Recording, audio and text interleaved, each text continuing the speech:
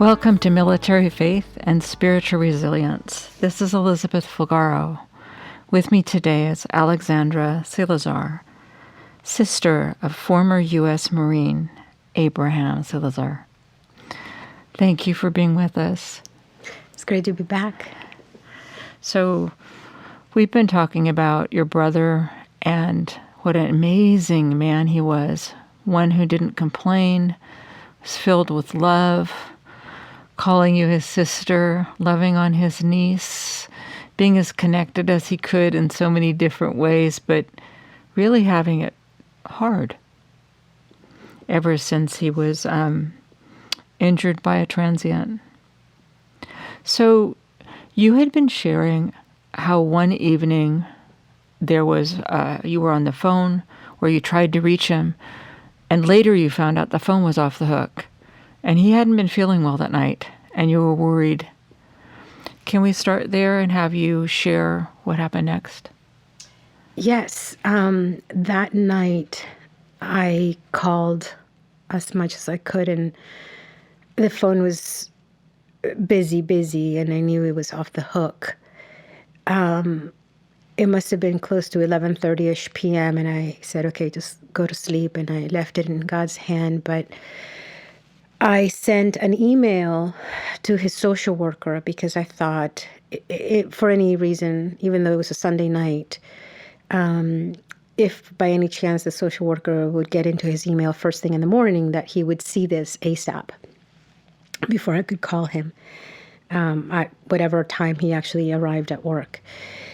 And I had let him know, would someone please take a look and do a welfare check on my brother because he was ill and not well, and would someone please take him to the hospital or send him home to the hospital by taxi or something. That morning, so I sent that email that night, Sunday night, but Monday morning, again, I continued to call my brother. I had to take my daughter to a camp, and I thought, okay, maybe I can, check in, the social worker should arrive by 9 a.m. and, someone will have eyes on my brother. I did get a hold of the social worker, and I asked if someone would do a welfare check. He himself would not be there that morning, he said, and he would have his supervisor check in on my brother. So I said, can somebody please, at least tell him his phone is off the hook and that his sister is trying to get a hold of him. And he gave me the phone number to the front desk. I called the front desk and I said, listen, this is, Abraham's sister. He's not well. Can somebody please go to his room and just check on him, see how he's doing? Or at least let him know his phone is off the hook and I need to get a hold of him. Can you please have him call me, I called twice to this day, but I don't think that anyone ever did go to his room. My brother, later on, I was provided with information that my brother was witnessed leaving his room around 10:26 in the morning. Then it was noted that he left the building, just a couple of minutes after that. This was all evidenced in video surveillance or video that the building security has. No one really told me for the next, few days at all anything. And that was a Monday. And I thought, okay, well, hopefully my brother will show up, that Monday night. I continued to call that Monday night. That Monday afternoon, there was a welfare check on him, but they said, your brother left the room, as if, no big deal, he's just gone. And so I had to take that as it was. So that night I continued to call and his phone was off the hook and it became dark. And by this time, being a weeknight, I knew one of the staff that works there and I called him directly. And I said, would you please just check my brother's room? Would you please just do that? He could be on the floor and nobody's really noted. He went and he said, there's nobody there. He saw the phone off the hook and put the handset back on the receiver. And that was that. That was Monday night, and I was progressively worried, but I thought, well, maybe he's just in a hospital, and we just haven't found him. And I didn't say anything to anybody. I thought, this is just one of those times where he's in a hospital, and I just have to trust that's where he is. By Tuesday morning, I dropped off my daughter at camp in a different county, and I drove back to San Francisco. I went looking for him. I knew where Tuesdays he picked up his SSI check that he would get, and I was informed that he had not shown up. And I knew that was very, very unusual because, he's very prompt with getting his money and, it's his livelihood. So I thought, okay, he has to be in a hospital. He's nowhere. But I had called all the hospitals, and nobody had him. So I even called the police. Could he, for any reason, have gone with police somewhere? Nope, nothing. I became more and more worried. I started looking in places that he would normally go to. He, with his PTSD, he liked a lot of solitude, and he loved going to the park. And I thought, okay, maybe I'll find him in the park. And I didn't see him there. Needless to say, these agonizing thoughts and feelings grew more and more through the days, and then it became a week, and I thought, this is just not right. But by the second day, that Tuesday of August, I knew there was nothing good happening, so I went ahead and did a missing persons report. I walked into the police station, and again, he has the right to go anywhere, and he's, they sort of shrug their shoulders, but I explained to them he was very ill and explained the situation, and I insisted, and I even had to call my brother's social worker while I was at the station, and I also called Adult Protective Services, and they all confirmed to the police, yes, he's a person at risk. And they gave me a number to follow up with at a different police station. So they said, call the next day because it'll take time for them to, process it. So I called that station the next day. That next day, that station said, oh, we don't have any case here. And, they said, you have to call another, the station that you filed the report. And I kept going back and forth for half of the morning. And I called APS, and I said, this is what's happening. I'm really worried for my brother. APS had to call the police with the assistance of Adult Protective Services. They were able to get the police to really, this is really a serious situation.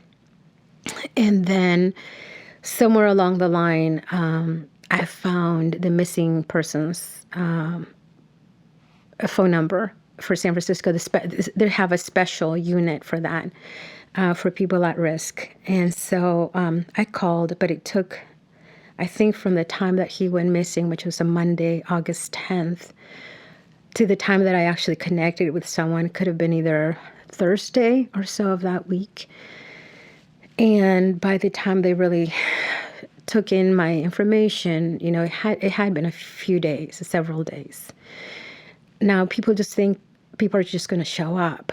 And I get it, but not someone with a very severe traumatic brain injury as my brother's. And as ill as he was, I knew that he was not well. But I had hoped, and I had faith, and I prayed.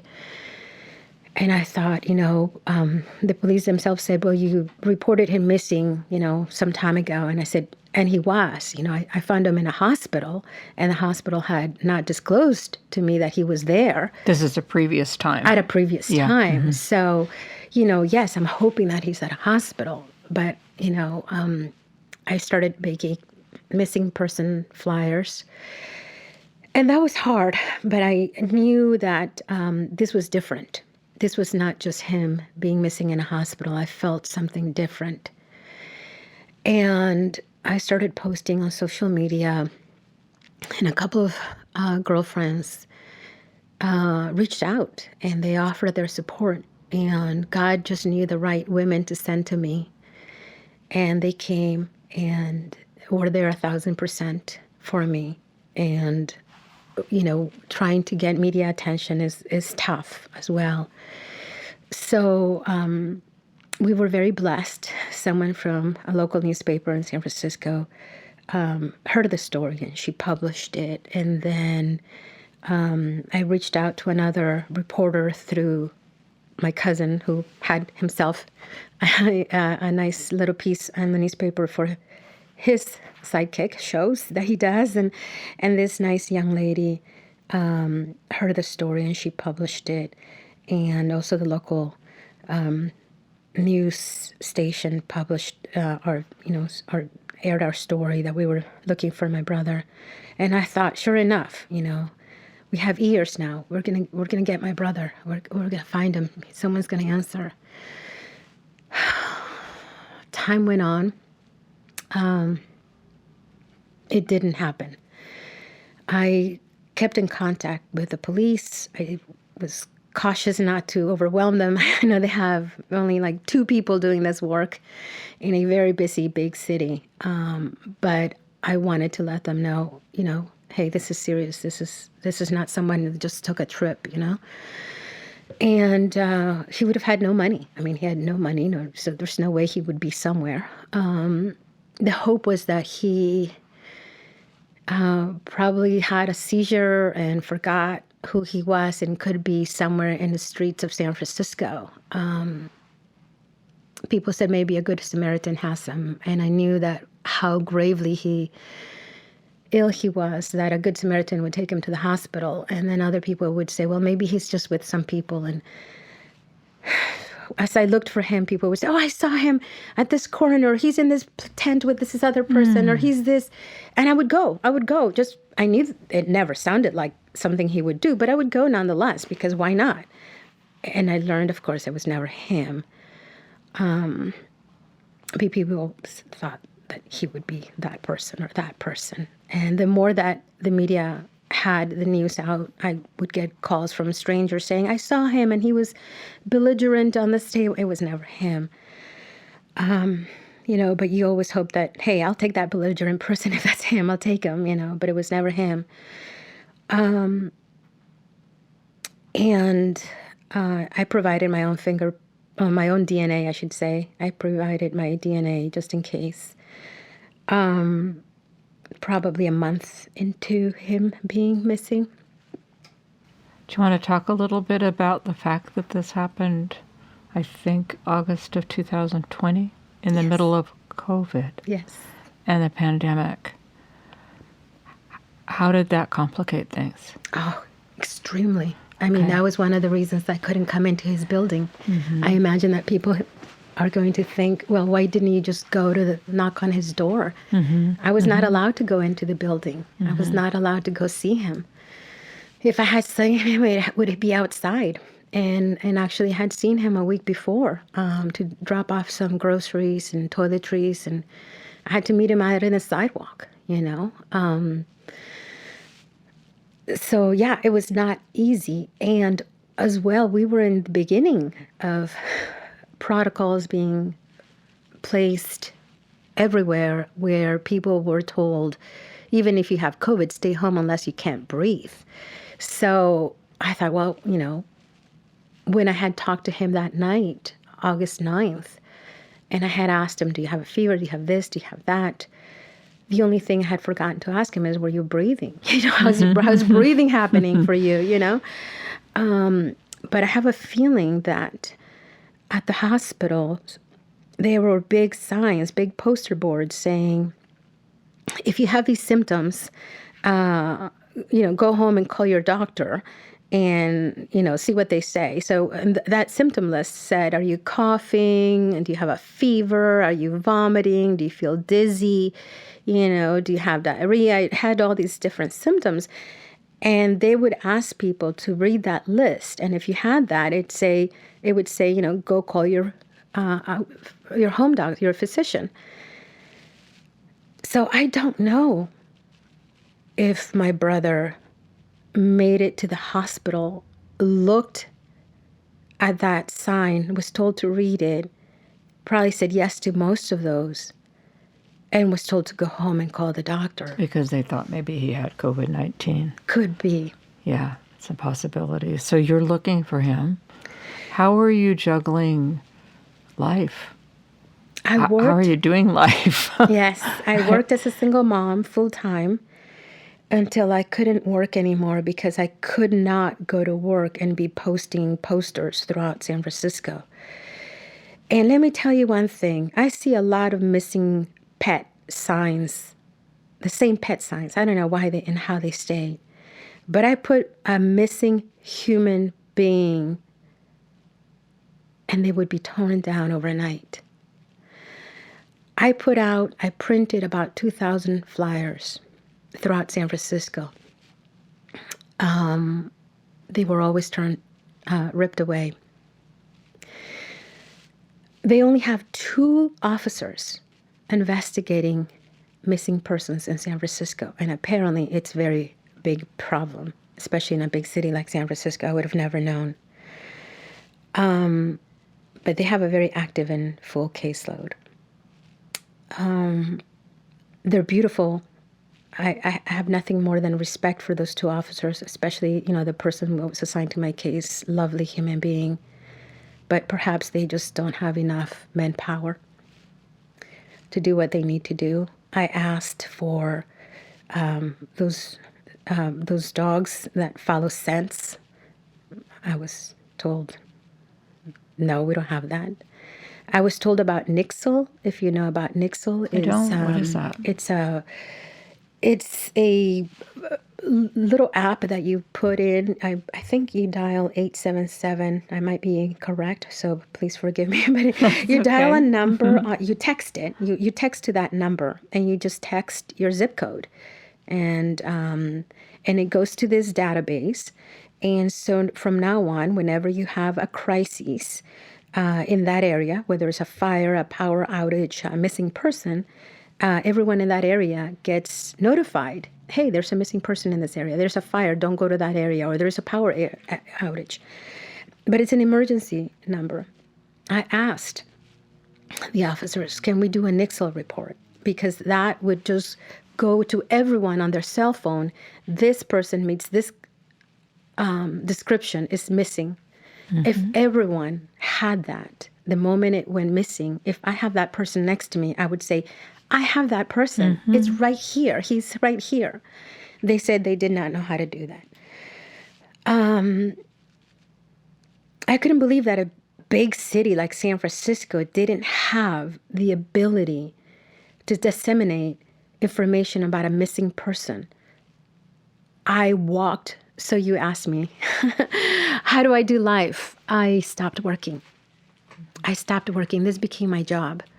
I would drop my daughter to school, and with her not knowing what was going on, and Mommy would go to work looking for her brother, driving through every alleyway I could think of San Francisco, talking to people, carrying a poster. Have you seen my brother? Have you seen my brother? My brother's missing. Going into areas that were very scary, but knowing that the purpose was greater, fear meant nothing. And I talked to people and they responded well. They would say, I'll keep an eye on him, or I'll pray for your brother. And I even had a couple of unhoused people call me. They still have a phone sometimes, and they call me, have you found your brother? And that was really touching. Yes. And I found an unhoused person, and I believe in the streets of Berkeley. And he told me that he had not talked to his mom for years and not seen his family for years. But after my search, he was inspired to reach out to them. Oh, my goodness.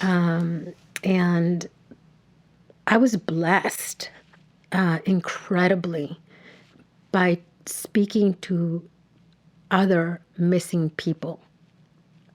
By that, I mean people who disappeared from their own families for whatever their circumstances. And you're talking to them about your brother. And I'm speaking to them about my brother, and they have not seen their families, and how they were inspired to reach back and be in touch and let them know that they were still okay somewhere or somehow, or say, I don't know how to find my family, what can I do? And helping them be in contact with police or What an amazing phone blessing numbers. you were in your search. They to you and you to them. Mm-hmm. That's really something. Yes, and I think when we talk about the quote unquote homeless population, the homeless problem, quote unquote, which I hate hearing those words. There's not a homeless problem. There's a problem of lack of communication and support and compassion. We have a compassion problem, not a homeless problem. Mm-hmm. We have a trauma epidemic, not a drug epidemic, because a lot of the people suffering in the streets are suffering because there's so much trauma and lack of compassion combined. We've lost touch with God, and we've lost touch with humanity, that we see problems versus seeing a human person. And so I knew that even if my brother were in the streets of San Francisco on his last breath, that people would just see a homeless problem or just see a person probably drugged out and overdosed on the street, not knowing that it was far, far from that. And I was trying to bring humanity into every person's eye and say, if you see this person, he may not look well, he might be dirty, he might be belligerent, but that may be my brother. Please talk to him because he's gentle.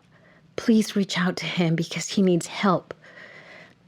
Don't just walk over him, as I see hundreds of people being walked over on a daily basis. I knew that that was not my brother, and yet, whether we're jaded or not, survival, denial, whatever it is, I was told, sort of like, not, and I'm paraphrasing, but people like him, they know how to survive. And I would look at the police and I'm thinking, no, you have no idea. People like my brother don't know how to survive. And what do you mean by people like him? Mm-hmm. There is no people like him. Are you talking about people who have been on house for 10 years, for 5 years, and they sort of survive? That's not my brother. Mm-hmm. He was never that person. And he's gravely disabled. And he would never go missing without calling me if he could. If he would remember, he would say, please help me call my sister. Mm-hmm. And that was never the case. And trying to drive that attention to the police, to the investigators, was very hard. And I knew they cared, and they were amazing. I don't want to minimize. And again, I don't want to speak for them, but more needed to be done. And I don't know if they just did not have the tools to do it. That's something. Let's continue next time. Thanks.